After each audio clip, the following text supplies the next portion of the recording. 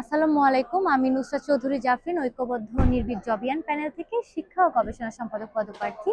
আমার ballot number E7। আচ্ছা আপু, আপনার কাছে আমার প্রথম প্রশ্ন হচ্ছে যে এতগুলো পদ থাকতে আপনি কেন এই পদে নির্বাচন করছেন? আচ্ছা, শিক্ষা ও গবেষণায় আসলে আমাদের অনেক কমতি আছে জগন্নাথ বিশ্ববিদ্যালয়ে। আমার অনেকদিন রিসার্চ করেছি আমি জগন্নাথে আসলে শিক্ষার যেই ধারা সেটার মান উন্নয়ন প্রয়োজন।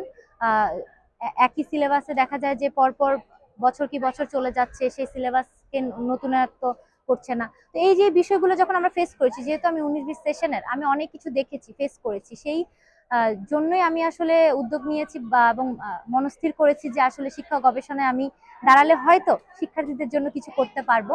আহ, এছাড়াও আমি যদি দেখি আমাদের সায়েন্স ফ্যাকাল্টির দিকে, আমাদের ল্যাব সংকট রয়েছে। যে ল্যাবগুলো আছে সেগুলো অকেজো প্রায়, এবং দেখা যায় যে বিল্ডিং এর উপর থেকে আসলে খসে খসে পড়ছে।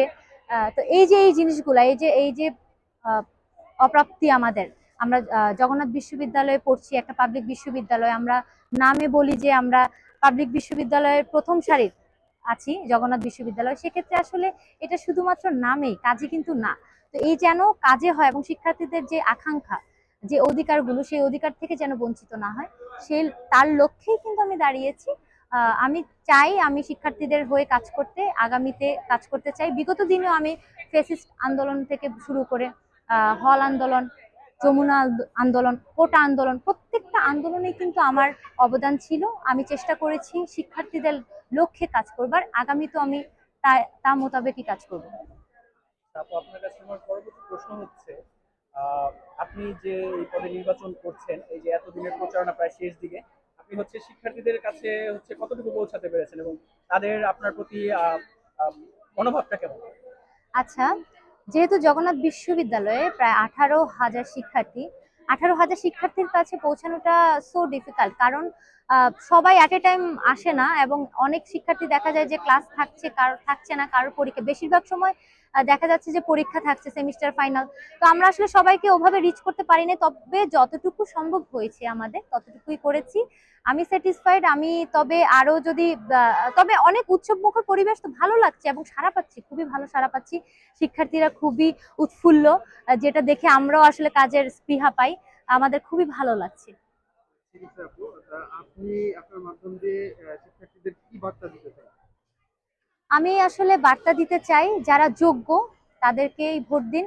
আমি বলবো না শুধু আমাকে ভোট দিন, আমার কথা হচ্ছে আমি যে প্যানেল থেকে দাঁড়িয়েছি, ঐক্যবদ্ধ নির্ভীক জবিয়ান প্যানেল, এই প্যানেলে আপনার 21 জন আপনারা যদি দেখেন, রাকিব ভাই, এবং আমাদের প্যানেলটা কিন্তু ইনক্লুসিভ প্যানেল। প্রথমেই বলে নিই, ইনক্লুসিভ প্যানেল। ছাত্র অধিকার পরিষদের কিন্তু রাকিব ভাই আছে ভিপি, এবং খাদিজা, তানজিল এবং অনিক, এই যে মুক্তিযোদ্ধা এবং গুলি খেয়েছে যে। তো সবকিছু মিলে দেখেন আমাদের এখানে যারাই আছে আমাদের প্যানেলে, প্রত্যেকে কিন্তু সংগ্রাম আন্দোলনে প্রথম সারির ছিল, এবং তাদের অনেক অনেক শ্রম বলেন, অনেক ত্যাগ বলেন, সবকিছুই ওনারা করেছে। তো যারাই আমাদের প্যানেলে এসেছে, তাদের ব্যাপারে যদি শিক্ষার্থীরা একটু গুগল করে যে ওরা বিগত দিন কাজ করেছে কিনা, তাহলে হয়তো আমি মনে করি যে ভোটাররা বুঝতে পারবে যে কারা যোগ্য কারা অযোগ্য। আমি বলবো যে ভোটটা অবশ্যই মূল্যবান, একটা ভোট অনেক মূল্যবান। আপনি যাকে খুশি তাকে দিবেন, ঠিক আছে, কিন্তু যে যোগ্য অবশ্যই অবশ্যই তাকে দিন। আমাদের ব্যাপারে জানুন, বুঝে তারপরে ভোট দিন।